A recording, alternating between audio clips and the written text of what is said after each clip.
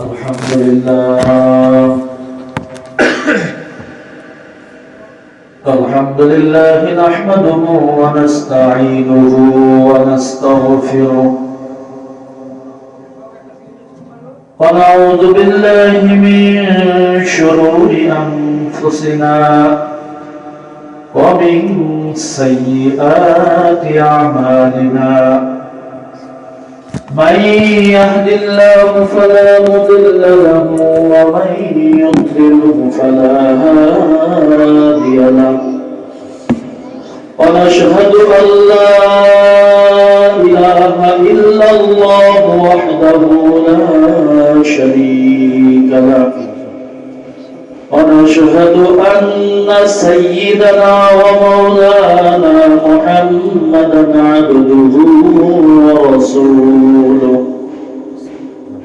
أما بعد فأعوذ بالله من الشيطان الرجيم بسم الله الرحمن الرحيم ألهاكم التكاثر حتى زرتم المقابر كلا سوف تعلمون ثم كلا سوف تعلمون كلا لو تعلمون علم اليقين لترون الجحيم ثم لترونها عين اليقين ثم لتسألن يومئذ عن النعيم. وعن أنس رضي الله تعالى عنه قال قال رسول الله صلى الله عليه وسلم ألا يستطيع أحدكم أن يقرأ 1000 آية في كل يوم قالوا ومن يستطيع ذلك قال أما يستطيع أحدكم أن يقرأ ألهاكم التكاثر أو كما قال النبي صلى الله عليه وسلم. فقال تعالى إن الله وملائكته يصلون على النبي يا أيها الذين آمنوا صلوا عليه وسلموا تسليما. اللهم صل على محمد وعلى آل محمد كما صليت على إبراهيم وعلى آل إبراهيم إنك حميد مجيد.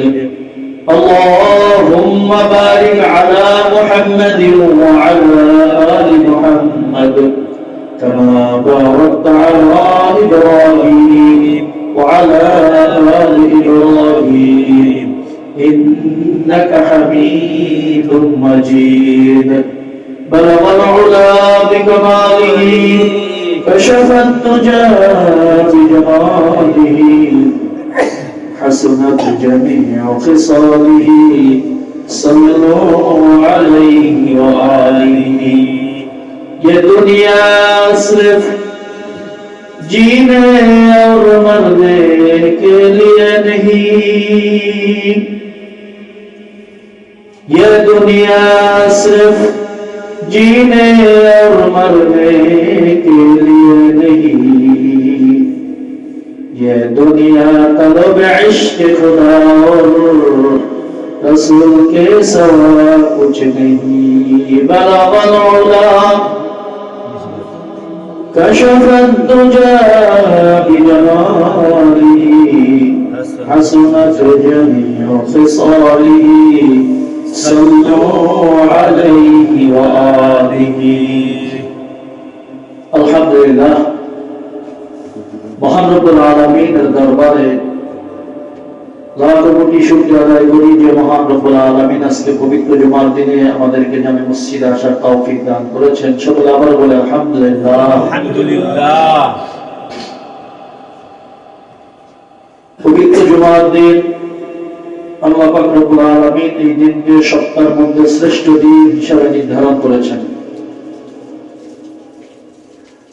আল্লাহ পাক রব্বুল আলামিন মানুষকে সৃষ্টি করেছেন মানুষের জীবন যাপনের জন্য বিভিন্ন কর্ম তিনি শিক্ষা দিয়েছেন। দুনিয়ার মধ্যে মানুষের দায়িত্ব হলো ইবাদত বন্দেগী করবে, নিজের রিজিক অন্বেষণের দায়িত্ব আল্লাহ পাক মানুষকে দিয়ে দিয়েছেন। মূল হলো আল্লাহ মানুষকে সৃষ্টি করেছেন তার ইবাদত বন্দেগীর জন্য।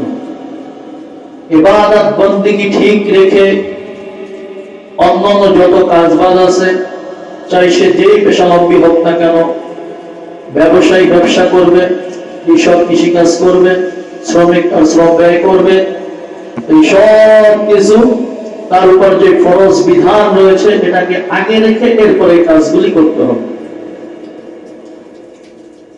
আমি আপনাদের সামনে সূরাতুল তাকাসুর পাঠ করেছি, অনেকের এই সূরা মুখস্থ আছে।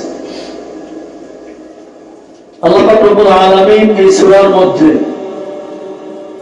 মানুষদেরকে যে উদ্দেশ্যে সৃষ্টি করেছেন, মানুষ তাদের উদ্দেশ্য ভুলে গিয়ে এই পার্থিব নশ্বর জিন্দেগি এই দুনিয়াকে প্রাধান্য দিয়ে মানুষ আখিরাতকে ভুলতে বসেছে। যদি কেউ অবস্থা এমন হয় তাকে আল্লাহ পাক রব্বুল আলামিন সতর্ক করতেছেন এই সূরার মধ্যে। সূরার মধ্যে আল্লাহ পাক রব্বুল আলামিন বলেন আলহাকুমুত তাকাসুর, সরল অনুবাদ হলো তাকাসুর শাব্দিক অর্থ হলো প্রাচুর্য, সন্তান সন্ততি, অর্থ টাকা পয়সা এগুলির প্রতিযোগিতা, আধিক্যতার প্রতিযোগিতা। তো তোমাদেরকে আলহাকুম তোমাদেরকে গাফিল করে রেখেছে, অমনোযোগী করে রেখেছে। আর তাকাসুর প্রাচুর্যের আধিক্যতার প্রতিযোগিতা। হাত্তা যুরতুমুল মাকাবির, এই প্রতিযোগিতায় তোমরা লিপ্ত থাকো, এই প্রতিযোগিতা করতে করতে তোমরা কবরস্থানে চলে যাও, অর্থাৎ তোমাদের মৃত্যু হয়ে যায়। আল্লাহ বলছেন কাল্লা, এটা কিছুতেই উচিত নয়। মানুষের জন্য দুনিয়ার এত লিপ্ত হবে যে মৃত্যু এসে গেল তার খবর নাই, আখিরাতের কোনো খবর নাই, এই অবস্থায় তার মৃত্যু এসে যাওয়াটা কাল্লা, এটা কিছুতেই উচিত নয়। সাউফা তা'লামুন, অচিরেই তোমরা জানবে। সুম্মা, আবার তোমাদেরকে সতর্ক করতেছি কাল্লা, কিছুতে উচিত নয়। সাউফা তা'লামুন, অচিরেই তোমরা জানবে। কাল্লা লাউ তা'লামুনা ইলমাল ইয়াকিন, যদি তোমরা আখিরাতের বিষয়টাকে ইলমে ইয়াকিনের দ্বারা, দৃঢ় বিশ্বাসের দ্বারা জানতে, তাহলে কিছুতেই তোমরা এই প্রাচুর্যের প্রতিযোগিতায় লিপ্ত হয়ে আখিরাতকে ভুলবে না।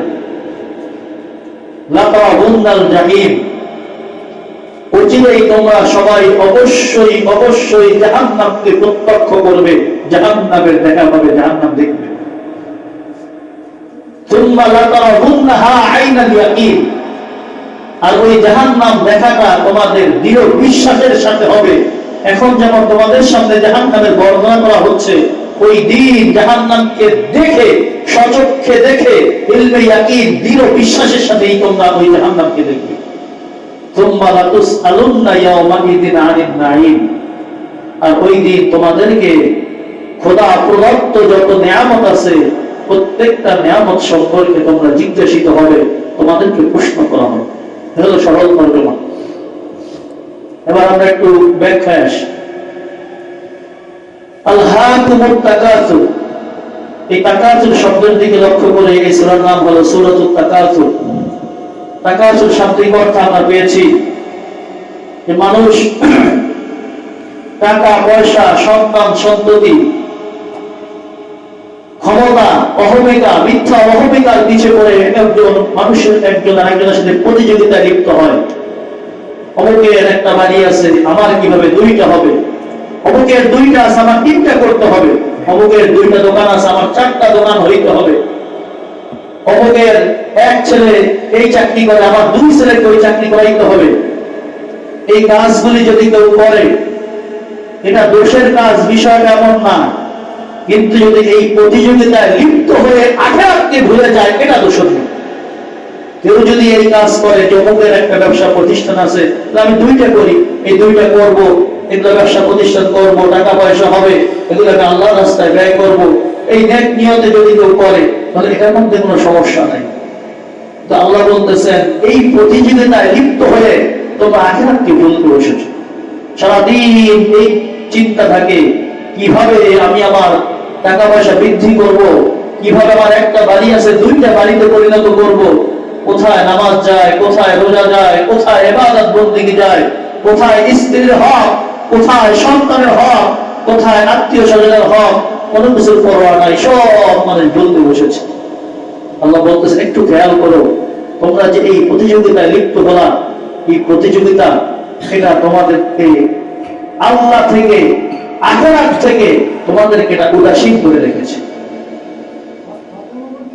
এই সূরা তাকাসুরের প্রথম আয়াত আল্লাহ এটা বলতেছে। সূরা তাকাসুরের কিছু ফজিলত আছে। এই সূরা তাকাসুরের ফজিলতের ক্ষেত্রে হাদিসের মধ্যে পাওয়া যায়,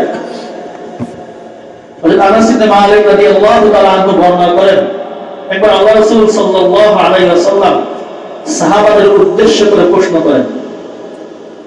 قال النبي صلى الله عليه وسلم, আল্লাহ রাসূল সাল্লাল্লাহু আলাইহি ওয়াসাল্লাম প্রশ্ন করলেন, বললেন, আলা ইয়াসতাতিউ আহাদুকুম, তোমাদের মধ্যে কেউ আছো কি, আইয়াকরা আলফা আয়াতিন ফি কুল্লি ইয়াউমিন, যে দৈনিক 1000 আয়াত কোরআনের আয়াত তেলাওয়াত করবা।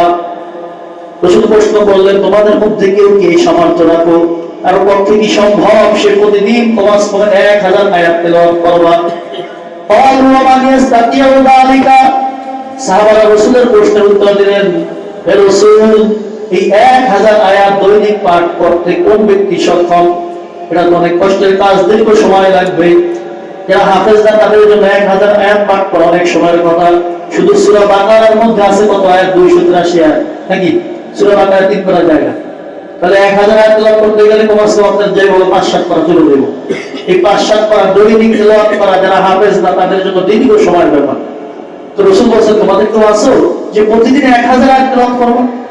তো সাহাবারা উত্তর দিলেন, এটা আসলে কার পক্ষে সম্ভব? এটা তো অনেক দীর্ঘ সময়ের ব্যাপার সেটা। ক্বালা, রাসূল উত্তর দিলেন, আমা ইয়াসতাতিউ আহাদুকুম আইয়াকরা আলহাকুমুত তাকাসুর, তোমরা কি শুধু সূরা তাকাসুর পড়তে সক্ষম না? অর্থাৎ যদি কোনো ব্যক্তি দিনে একবার সূরা তাকাসুর পাঠ করে, তাহলে 1000 আয়াত তেলাওয়াত করলে যেই সওয়াব, তার সমপরিমাণ সওয়াব তার আমলনামায় লিখে দেওয়া হবে। সুবহানাল্লাহ। অন্য হাদিসের মধ্যে আল্লাহ রাসূল বলেন, আন্না সূরাতাত তাকাসুর তাআদিলু আলফা আয়াতিন, সূরা তাকাসুর 1000 আয়াত সমপরিমাণ। অর্থাৎ 1000 আয়াত তেলাওয়াত যদি কোনো ব্যক্তি করে, যতটুকু সওয়াবের অধিকারী হবে। কোনো ব্যক্তি যদি সূরা তাকাসুর একবার পাঠ করে, তাহলে 1000 আয়াত তেলাওয়াত করলে যেই সওয়াব, সেই সমান পরিমাণ সওয়াব সে পেয়ে যাবে। সুবহানাল্লাহ। সূরা তাকাসুর আমরা যারা পারি, আমরা নিয়মিত তেলাওয়াত করার চেষ্টা করব, যখনই সুযোগ হয় তেলাওয়াত করব। এইগুলি তেলাওয়াত করে আমাদের মুর্দা যারা দুনিয়া থেকে বিদায় নিয়েছেন, তাদের ইনশাআল্লাহ সওয়াবের নিয়ত আমরা তেলাওয়াত করব। যদি তেলাওয়াত করা হয়, আমি একবার তেলাওয়াত করলাম, 1000 আয়াতের সমপরিমাণ সওয়াব সে কবরে বসে বসে পেয়ে যাবে ইনশাআল্লাহ। এজন্য আমরা সূরা তাকাসুর যখন সুযোগ হয় তেলাওয়াত করব। হাদিসের মধ্যে আসছে, কবর জিয়ারত যখন করতে যায়, যখন সূরা ফাতিহা একবার, 3 বার সূরা ইখলাস, আরেকবার সূরা আল-হাকুমুত তাকাসুর তেলাওয়াত করা, আগে পিছে দুরূদ শরীফ পড়া, কবর জিয়ারতের যে পদ্ধতি আছে মধ্যে একটা পদ্ধতিতে এটা আছে, সূরা তাকাসুরের কথা আসছে। এই সূরা তাকাসুর আপনাকে আমাকে আখিরাতের কথা স্মরণ করাই দিতেছে। যে দুনিয়ার মানুষ, এই দুনিয়ার প্রাচুর্য, দুনিয়ার ক্ষমতা, দুনিয়ার টাকা পয়সা, রোগ লালসা, এর প্রতিযোগিতা তোমাদেরকে আখিরাত থেকে বিমুখ করে রেখেছে। আমরা একটু নিজেদের কথা চিন্তা করে দেখি। আল্লাহ পাক রব্বুল আলামিন তো বিধান করেছেন রিজিক অন্বেষণ করার দায়িত্ব আপনার আমার, কিন্তু এই রিজিক অন্বেষণ করতে গিয়ে নামাজ জামাতে পড়ার দায়িত্ব জামাতে পড়ি না, এমন তো হয় যে ওয়াক্ত মতো নামাজটা আমি আদায় করতে পারতেছি না।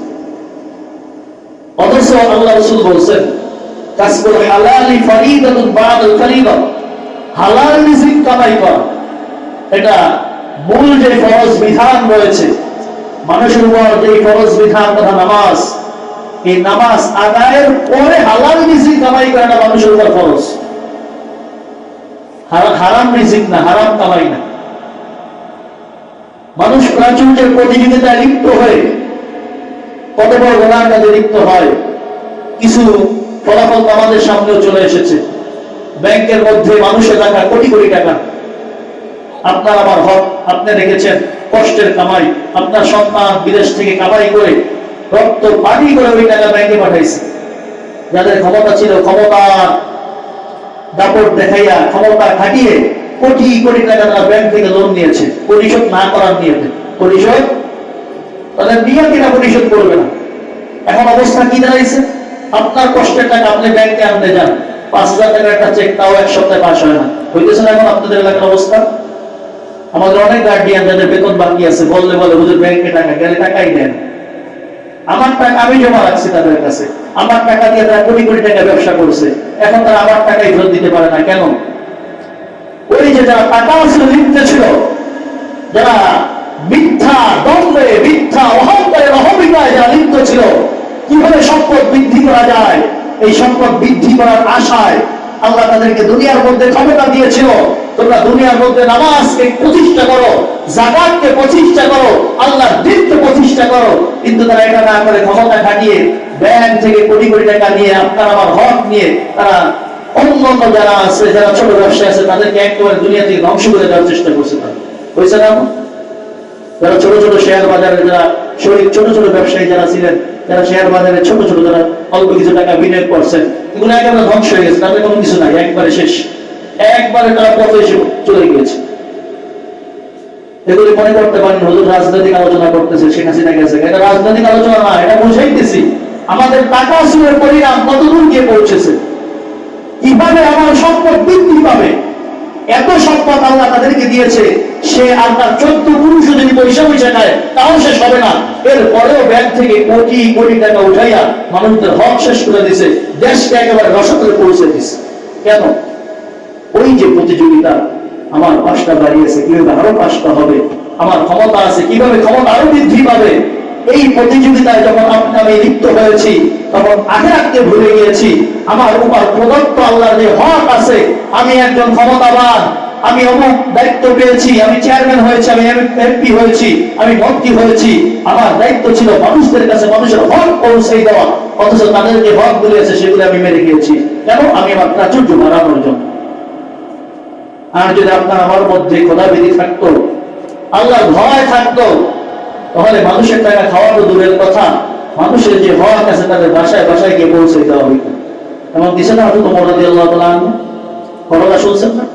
হযরত ওমর রাদিয়াল্লাহু তাআলা আনহুর অভ্যাস ছিল, রাত যখন গভীর হতো মদিনার সমস্ত মানুষ ঘুমিয়ে পড়ত, ওমর রাদিয়াল্লাহু তাআলা আনহুর অভ্যাস ছিল তিনি মদিনার বিভিন্ন গলিতে গলিতে ঘুরে ঘুরে দেখতেন কোথায় কি হইতেছে। একবারের ঘটনা, হযরত ওমর রাদিয়াল্লাহু তাআলা আনহু অন্ধকারের মধ্যে একা একা চলতেছেন, হঠাৎ দেখতে পাইলেন একটা জায়গায় একটু আগুন জ্বলতেছে, একটা চুলায় আগুন জ্বলতেছে, চুলার মধ্যে কি যেন রান্না হইতেছে, আশেপাশে কয়েকটা বাচ্চা কান্না করতেছে, বাচ্চারা খাবার আবেদন করতেছে, মা একটু খাবার দাও, মা বলতেছে হয়ে গেলে একটু হলে তোমাদেরকে খেতে দিব। আগুন জ্বলতেছে, বাচ্চারা কান্না করতে করতে আস্তে আস্তে ঘুমিয়ে পড়লো। আগুন এখনো জ্বলতেছে, এখন রান্নার কাজ চলতেছে। ওমর রাদিয়াল্লাহু তাআলা দূর থেকে এই অবস্থা দেখতেছিলেন, যখন বাচ্চারা ঘুমিয়ে পড়লো কাছে গিয়ে ডাক দিলেন, মা আপনি কি রান্না করতেছেন? বাচ্চাদেরকে খাবার দিলেন না, তারা তো না খেয়ে ঘুমিয়ে পড়লো। মহিলা উত্তর দিলেন, কয়েকদিন যাবত আমরা অনাহারে আছি, বাচ্চাদেরকে কি খাওয়াবো, খাওয়ানোর মতো কিছু নাই। এই হাত পাতিলের মধ্যে কয়েক টুকরা হাড্ডি আছে, এগুলিতে আমি পানিতে জাল দিচ্ছি, বাচ্চাদেরকে বোঝানোর জন্য যে দেখো রান্না হইতেছে। আজকের মতো কান্নাকাটি করে ঘুমিয়ে পড়েছে, আজকে রাতটুকু যা ঘুমানো যাবে, এই ওদেরকে বোঝানোর জন্য যেখানে রান্না বান্না হইতেছে, আমার পাকানোর মতো কিছু নাই। আমি আল্লাহর কাছে অভিযোগ করবো যে আল্লাহ খলিফা হিসাবে দায়িত্ব দিয়েছে ওমরকে, ওই ওমর আমার খবর নেয় নাই। ওমর রাদিয়াল্লাহু তাআলা যখন এই অবস্থা দেখলেন, চলে গেলেন সরকারি কোষাগারে, খাদেমকে বলেন এইটা ব্যবস্থা করো, বস্তা ভরলেন, এগুলি ভরে ওমর রাদিয়াল্লাহু তাআলা বলতেছেন আমার মাথায় উঠিয়ে দাও, আমার মাথায় উঠিয়ে দাও। খাদেম বললেন হুজুর আপনি কেন নিবেন, আমি তো আছে, আমি পৌঁছাই দিই। ওমর রাদিয়াল্লাহু তাআলা উত্তর দিলেন, খাদেম আমি ওমর খলিফা, আমার খেলাফতের জামানায় আমার কোন প্রজা না খেয়ে থাকবে, তাদের খবর আমি ওমর দিতে পারবো না। এই হিসাব আল্লাহ আমাকে জিজ্ঞেস করবে, তোমাকে জিজ্ঞেস করবে না, আমার দায়িত্ব, আমার মাথায় উঠাই দাও। ওমর রাদিয়াল্লাহু তাআলা নিজে মাথায় উঠাই নিয়া ওই মহিলার কাছে গিয়ে সেখানে বসে পাক করে বাচ্চাদেরকে ডাইকে খাবার খাওয়াইবে। বাচ্চারা খাবার খেলো, হাসি খুশি, সবাই খুশি। মহিলা বলতেছেন আল্লাহ যদি ওমরকে খলিফা না পারে আপনাকে বানাইতেন অনেক ভালো। ওমর রাদিয়াল্লাহু তাআলা মহিলার কাছে মাপ চাইলেন, মা আমার ভুল করেছে, আমি আপনার খবর নিতে পারি না, আমি অধম ওমর, আমি খলিফা, আপনি আগামীকালকে আমার দরবারে যাবেন, আপনার জন্য একটা ভাতার ব্যবস্থা করে দেব। এভাবে দায়িত্বশীল যারা দায়িত্ব পেয়েছে, যার মধ্যে ক্ষমতা আছে, যে ক্ষমতাকে দায়িত্ব হিসাবে গ্রহণ করেছে তার দায়িত্ব ছিল এটা। কিন্তু এখন তো জনগণের খেদমতের জন্য আমরা দায়িত্ব গ্রহণ করি না, এখন দায়িত্ব প্রাপ্ত হয় ক্ষমতা কিভাবে দেখানো যায়, রাজনীতি করে কি জন্য রাজনীতি করে, ক্ষমতার রাজনীতি করি, এখন তো আর নীতির রাজনীতি করি না। আপনি জিজ্ঞেস করবেন সরাসরি প্রশ্নের উত্তর এমন, যে সময় যারা এই ক্ষমতা আসছে সরাসরি আপনি দেখবেন এখনো আপনি সার্চ দেবেন দিনের মধ্যে তারা সরাসরি মাইকের মধ্যে জনগণের সামনে উত্তর দিতেছে, আমরা তো ক্ষমতার রাজনীতি করি, নীতির রাজনীতি আমরা করি না। আপনাকে আমরা নির্বাচিত করলাম, জনপ্রতিনিধি বানাইলাম, আপনার দায়িত্ব হলো কোন পরিবারে কি অভাবে আছে, সরকারি কার কোনটা প্রাপ্য এটা তার কাছে পৌঁছাই দাও। অথচ অভাবী ব্যক্তি তার কাছে গেলে তার দরজা থেকে ঘাট ধাক্কা দিয়ে বের করে দেওয়া হয়, তার সাথে সাক্ষাৎ করা হয় না, বরং পয়সাওয়ালা যে আছে তার সাথে চেয়ারম্যান সাহেবের সাথে ভালো থাকে, যার ক্ষমতা একটু আছে তার সাথে চেয়ারম্যান সাহেবের সাথে ভালো থাকে, অভাবী ব্যক্তি গেলে চেয়ারম্যানের সাথে সাক্ষাৎ করা যায় না।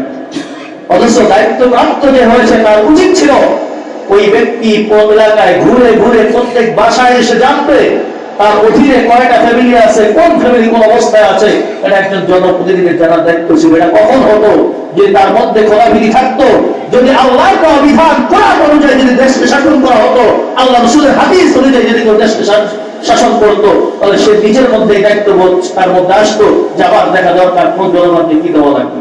কিন্তু এখন কি হচ্ছে, ক্ষমতা পেয়েছি কিভাবে উপার্জন করবো, কেউ 1 কোটি, কেউ 5 কোটি, কেউ ওইটা বিক্রি করে, কেউ অমুকের সম্পদ বিক্রি করে দিয়ে ক্ষমতায় থাকা অবস্থায় শুধু খাইতেছে। কেন? আল্লাহ বলতেছেন এগুলি সব হলো আল্লাহকুমুত তাকাতুর, তোমাদেরকে ক্ষমতা, অহমিকা, মিথ্যা দ্বন্দ্ব তোমাদেরকে আল্লাহর আখিরাত থেকে তোমাদেরকে বিরত রাখতেছে।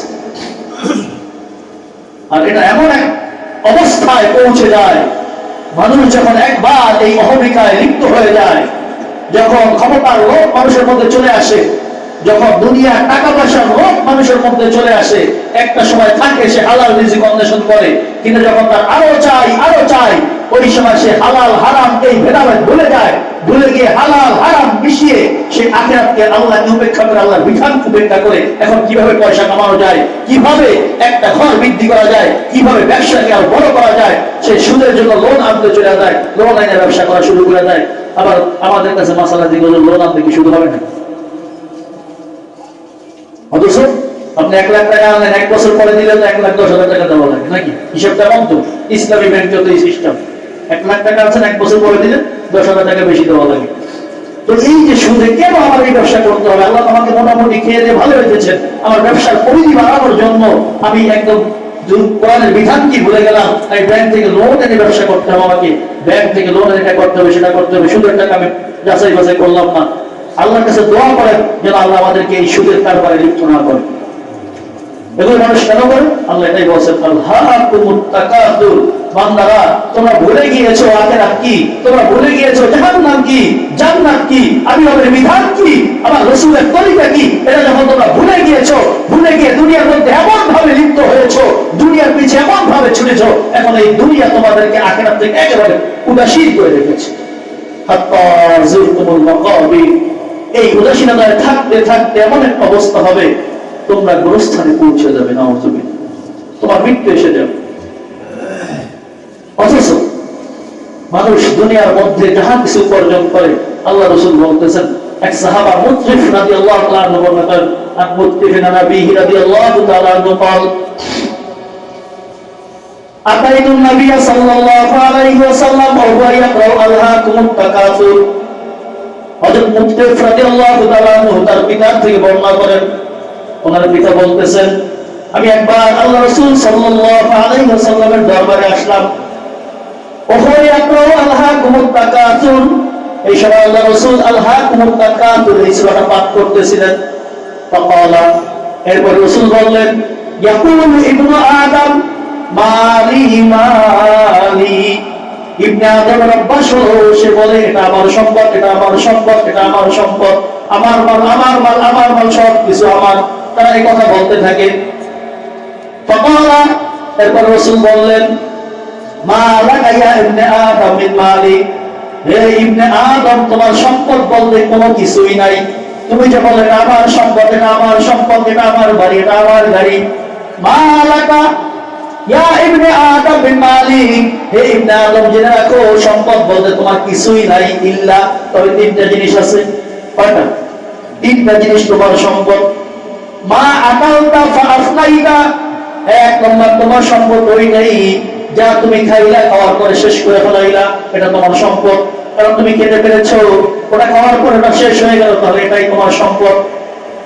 অমা লাবিস্তা, এবং যে সম্পদ তুমি পরিধান করলা, পোশাক আশাক ইত্যাদি, ফাআবলাইতা, এটা পোশাক আশাক পরিধান করার পরে সেটাকে ছিন্ন বিচ্ছিন্ন, এটাকে পুরান করে ফেলা, নষ্ট করে ফেলাইলা। অমা আনফাক্তা, নাম্বার 3, তুমি যেই সম্পদ ব্যয় করলা, ফাআমজাইতা, আর এটাকে আখিরাতের জন্য রেখে দিলা। এই তিনটা সম্পদই তোমার, এছাড়া কোনো কিছুই তোমার না।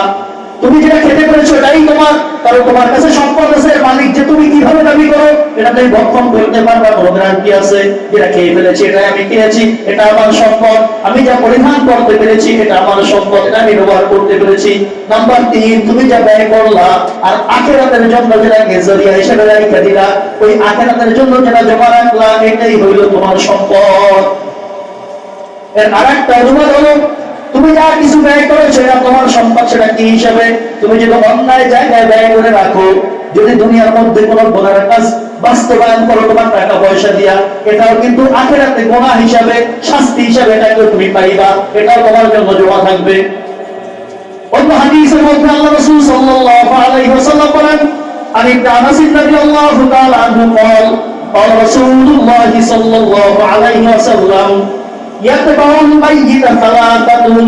একজন ব্যক্তি দুনিয়ার মধ্যে যতদিন জীবিত আছে ততদিন পর্যন্ত সব কিছু যেন তার কাছে তার মনে হয়, কিন্তু যখন চক্ষুটা বন্ধ হয়ে যায় তখন মাত্র তিনটা জিনিস তার অনুসরণ করে, তার সাথে চলে। ইয়াতবাউল মাইয়িতা সালাতাতুন, তিনটা জিনিস তার অনুসরণ করে। ইয়াতবাউল আহলুহু ওয়া মালুহু ওয়া আমালুহু। এই তিনটা জিনিস হলো, এক নম্বর হলো তার পরিবার, পরিজন, আত্মীয় স্বজন। নাম্বার 2 আমালুহু, তার ধন সম্পদ। নাম্বার 3 ওয়া আমালুহু, তার আমল। ফায়ারজিউ ইসনাদ ওয়া বাকা ওয়াহিদ, যখন তাকে কবরে রাখা হয়, ওই কবরে রাখার সাথে সাথে দুইটা জিনিস সেখান থেকে ফিরে আসে, আর তার সাথে শুধুমাত্র একটা জিনিস বাকি থাকে। ইয়ারজিউ আহলুহু ওয়া মালুহু, চক্ষুটা বন্ধ হয়ে গেল, যত ধন সম্পদের মালিক আমি ছিলাম সব এখন শেষ, এগুলি উত্তরাধিকারী আমার সন্তান, আমার আত্মীয় স্বজন হয়ে গেছে, এখন আমার কিছু নাই। আমাকে যখন কবরে রাখা হলো, আমার আত্মীয় স্বজন কবরটা যখন শেষ করলো, কবর দেওয়া হয়ে গেল, তারা সবাই ফিরে আসলো, আমার ধন সম্পদ যা ছিল সব শেষ, সব ফিরে আসলো। শুধুমাত্র আমালুহু, আমার সাথে বাকি থাকবে আমার আমল। কি বাকি থাকবে? শুধু আমলটা বাকি থাকবে। এজন্য বুদ্ধিমান যারা দুনিয়ার মধ্যে এত লিপ্ত হয় না, দুনিয়ার কাজে এত ব্যস্ত হয় না যে আখিরাতকে ভুলে যায়। আল্লাহ পাক রব্বুল আলামিন যখন দুনিয়ার মধ্যে পাঠিয়েছেন মানুষকে, শ্রেষ্ঠ জীব হিসেবে বানিয়ে মানুষকে পাঠিয়েছেন, সাথে সাথে দায়িত্ব দিয়ে দিয়েছেন। কোরআনের মধ্যে স্পষ্ট ঘোষণা দিয়ে দিয়েছেন, ওমা খালাকতুল জিন্না ওয়াল ইনসা ইল্লা লিয়াবুদুন, আমি মানুষ এবং জিনকে একমাত্র আমার ইবাদত করার জন্য সৃষ্টি করেছি। বুদ্ধিমান তো এই সমস্ত ব্যক্তিরা যারা দুনিয়ার মধ্যে থাকে, দুনিয়া উপার্জন করে, কিন্তু আল্লাহকে ভুলে যায়, আল্লাহকে সাথে রেখে, আল্লাহকে সাথে রেখে ওই ব্যবসায়ী সফলতম হবে। আল্লাহ রাসূল বলছেন, সত্যবাদী ব্যবসায়ী যারা, খোদা বিনা ব্যবসায়ী যারা আখিরাতে তাদের হাসর হবে সিদ্দিকিন এবং নবীদের সাথে। সুবহানাল্লাহ। এজন্য আমি আমার যে কাজগুলি আছে প্রত্যেকটা কাজ একটা হালাল পন্থা আছে, একটা হারাম পন্থা আছে। আমি একজন শ্রমিক হিসাবে আমার এই শ্রম দেওয়ার একটা হালাল পন্থা আছে। যদি মালিককে ফাঁকিবাজি করি, আমার কাজ একদিনে যতটুকু হয় আমি যদি ততটুকু না করি, এর থেকে ইচ্ছা করিলাই আমার যতটুকু একটা দায়িত্ব পালন করলাম না কম করলাম। আমি একজন ব্যবসায়ী, আমি সত্য বলে ব্যবসা করতে পারি, আমি সত্য বলতে পারি আমার এই এত টাকায় কেনা পড়েছে, এত টাকা হলে আমি বিক্রি করবো, কিন্তু সে কথা না বলে 5 টাকায় কেনার মাল আমি বলি ভাই আল্লাহর কসম করে বলতেছি 20 টাকায় কেনা পড়ছে, 5 টাকা লাভ দেন 25 টাকা। এই যে মিথ্যা কথা বললাম, এই মিথ্যা কথা বলার কারণে আমার ব্যবসাটা হারাম হয়ে গেল। আমি ব্যবসার কাজে এমন ভাবে লিপ্ত হইলাম, মুয়াজ্জিন আযান দিয়েছে হাইয়া আলাস সালাহ, নামাজে আসো, হাইয়া আলাল ফালাহ, সফলতার দিকে আসো, কোনো পরোয়া নাই। আমি ব্যবসা করতেছি নামাজ জামাত তো দূরের কথা, অর্থ আদায় করলাম না, নামাজ কাজা করে ফেললাম, এমন কাজা হয়েছে জীবনে কত অর্থ কাজা হয়েছে কোনো খবর নাই। কাজা করতে করতে একেবারে সব কিছু ভুলে গিয়েছি। এটাকে আল্লাহ বলেন আলহাকুমুত তাকাসুর, এই দুনিয়া আর লোক লালসা, দুনিয়ার প্রতিযোগিতা, মিথ্যা প্রতিযোগিতা তোমাদেরকে আখিরাত থেকে বিমুখ করে রেখেছে। আর যদি আমি ব্যবসা করার সময় নিয়ত করি, আল্লাহ রাসূল ব্যবসা করেছেন সুন্নাত, আল্লাহ পাক রব্বুল আলামিন হালাল রিজিক অন্বেষণ করতে বলেছেন, এই জন্য আমি ব্যবসা করি। আমি কৃষি কাজ করি, এই জন্য আল্লাহ আমাকে দায়িত্ব দিয়ে দিয়েছেন বান্দা তোমার রিজিক তোমাকে অন্বেষণ করতে হবে। এই নিয়ত করে যদি আমি কাজ করি, তাহলে ওই কৃষক কখনো ওই অন্যের আয় ঢেলে নিজের জমি বৃদ্ধি করতে যাবে না, অন্যের আয় কেড়ে নিজের জমিতে পানি দিতে যাবে না, কারণ ওর মধ্যে খোদাবিধি আছে আমি এই জমিতে ফসল ফলাইতেছি একমাত্র আল্লাহ পাক রব্বুল আলামিনের বিধান পালনার্থে। এই নিয়তে যদি সে করে, তার প্রত্যেকটা কাজ ইবাদত হয়ে যাবে। এজন্য বন্ধু, বুদ্ধিমান ওই সমস্ত ব্যক্তিরা যারা সামান্য এই দুনিয়াকে, এই পার্থিব জীবনকে লাথি মেরে আখিরাতকে প্রাধান্য দেয়। এজন্য এমন কোনো কাজ করা যাবে না, এমন কোনো কাজে লিপ্ত হওয়া যাবে না যার কারণে আমার ফরজ বিধান লঙ্ঘন হয়ে যায়। ফরজ বিধান লঙ্ঘন করা যাবে না, ফরজ বিধানকে আগে রাখতে হবে। আমার নামাজ আগে কাজ পরে, নামাজ আগে কাজ পরে, আমার হালাল আগে, হারামকে আমি